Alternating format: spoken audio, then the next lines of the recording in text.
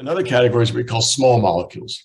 So these are, in that side of the page, it was all the advanced therapies. We have biologics, and we also have some new therapies, which are small molecules. And small molecules like traditional drugs, like aspirin's a small molecule, Tylenol is a small molecule. These are things that can be given orally as pills because they're not biologics. They don't have to be injected.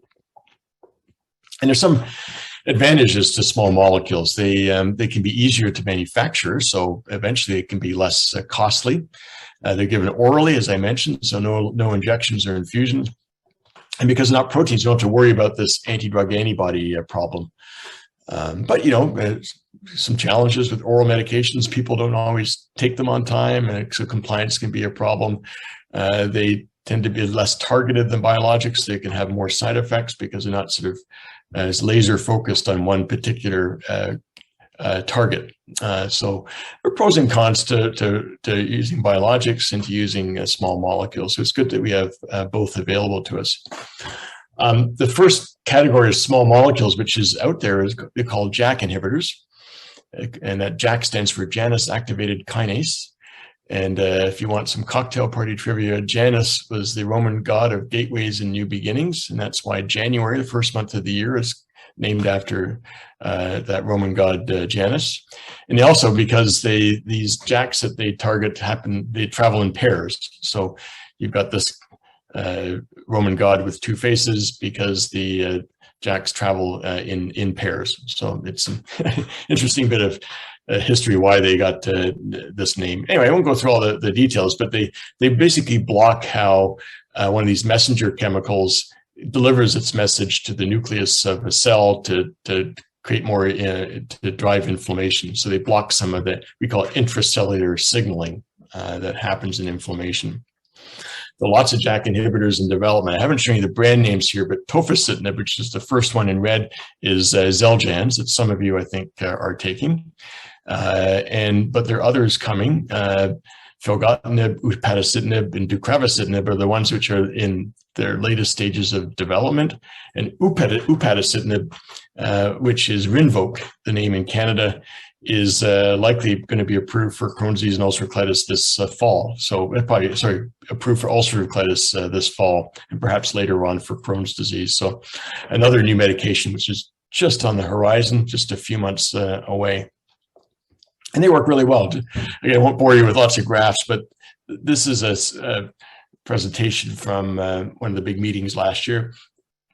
It really impressed a lot of people because this separation between the green, which is the drug, and the gray, which is the placebo, was really bigger than what we've seen with other medications. So these are some of the best efficacy data that we've seen presented for a new medication.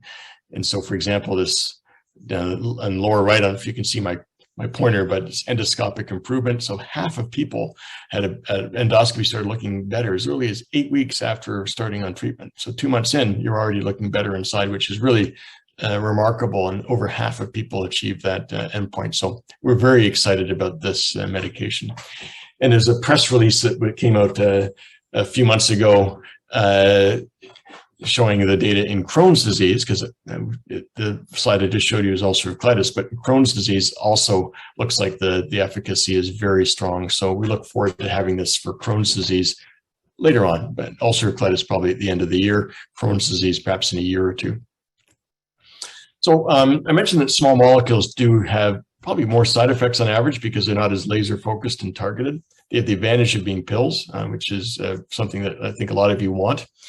But they can increase the risk of infection. And in JAK inhibitors, there's been a lot of discussion about shingles because that's one particular infectious complication, which seems more common on these medications than on people who don't get them.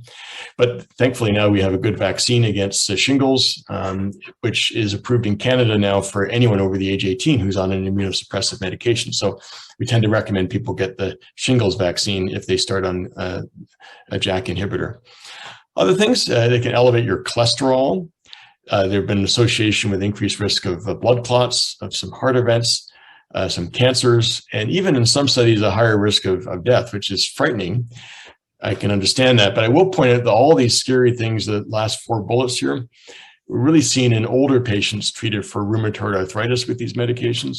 If you look at the data from people treated for ulcerative colitis with Xeljanz, JAK inhibitor, you really don't see these signals. So, thankfully, a lot of you with Crohn's disease and ulcerative colitis tend to be younger and tend to be healthier, don't have underlying heart problems. These may not be an issue in the patients that we treat, but they're there. And if you've been started on it, I'm sure your doctor talked to you about these potential side effects. This is something called a network meta-analysis. When we have so many different treatments out there, we're trying to figure out which one's more effective, right? So it's a tough thing to figure out from all these different studies. I just show you this because if you can read the small font, the winner, interestingly, for all these among all these medications, and this is looking at getting people into remission. It was Upadacitinib, which is that new JAK inhibitor I mentioned. So this shows you that this seems to be a more effective therapy than many of the other treatments that we use for treatment of ulcerative colitis. So look forward to having that available.